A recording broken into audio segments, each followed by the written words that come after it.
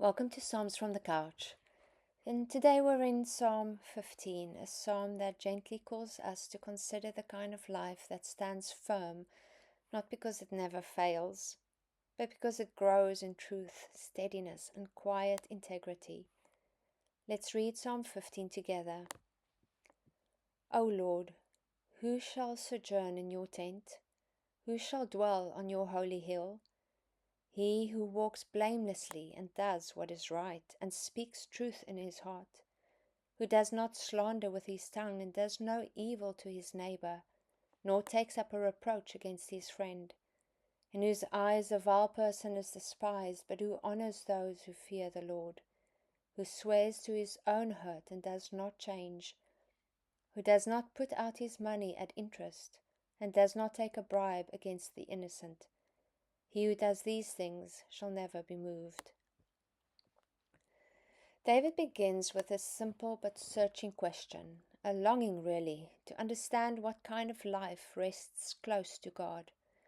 O Lord, who shall sojourn in your tent? Who shall dwell on your holy hill? This is not a question about entering a sacred space for a moment. It is about remaining, dwelling in the nearness of a holy God, shaping a life where His presence feels at home. It is a relational question before it is a moral one. David is asking a question we still feel today. What kind of person becomes steady in a world that is anything but steady? What kind of soul learns to stand when everything around it shifts?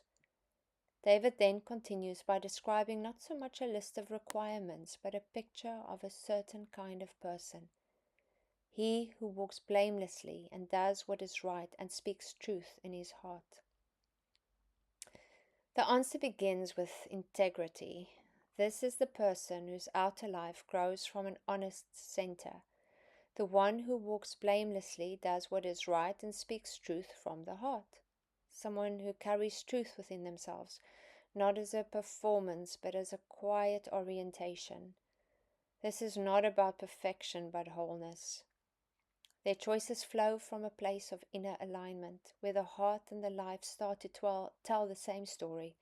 A life where inner character and outward behavior match, where truth is not only spoken but loved. David moves to how this person speaks and relates to others. The subtle, everyday places where holiness becomes visible. Who does not slander with his tongue and does no evil to his neighbor, nor takes up a reproach against his friend.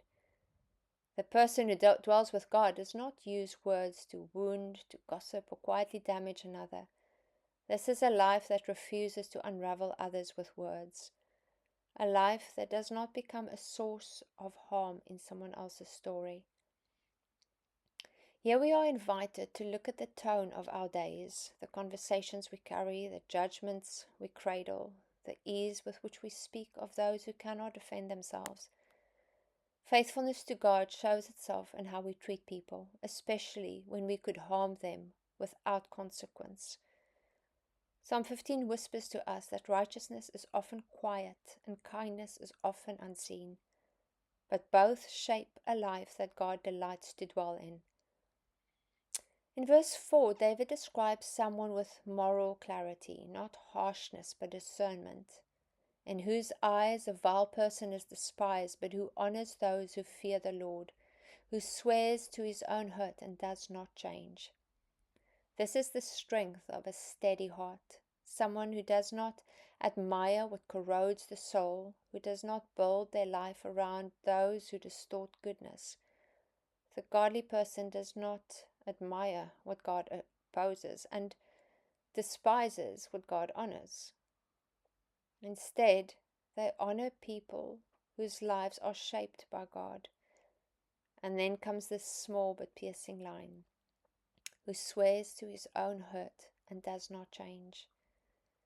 This is the quiet heroism of faithfulness, keeping a promise even when it becomes difficult, choosing integrity even when it comes at a cost, because integrity matters more than convenience. It is one of the rarest beauties in the modern world. David ends the portrait with generosity and justice, the kind that protects the vulnerable rather than exploiting them. He says in verse 5, who does not put out his money at interest and does not take a bribe against the innocent. The heart God delights in is one that does not exploit others or profit from someone else's weakness or bends truth for personal gain. It is a heart shaped by compassion, a heart that mirrors God's own attentiveness to those who are easily overlooked. And then the psalm ends with a promise as steady as bedrock. He who does these things shall never be moved. Never moved. The one who lives this way will not be shaken, not because life is easy, not because storms do not rise, but because the soul has grown roots. Stability is the fruit of a grounded life aligned with God, the unshaken life, the life shaped quietly, faithfully, slowly, in the presence of a holy God. Psalm 15 invites us to look gently and honestly at our own lives, not with condemnation, but with curiosity, to consider the subtle ways integrity shapes us, the small choices that steady us, and the quiet habits that build a home for God's presence. It reminds us that the life that stands firm is not loud or dramatic. It is faithful, rooted in truth, generous in spirit, and attentive to the weight of our words and promises. This psalm calls us to become people whose souls grow deep, whose character grows warm, and whose lives become a place where God is pleased to dwell. It's been good to sit with this psalm together on the couch today. Keep leaning into the word that steadies your steps.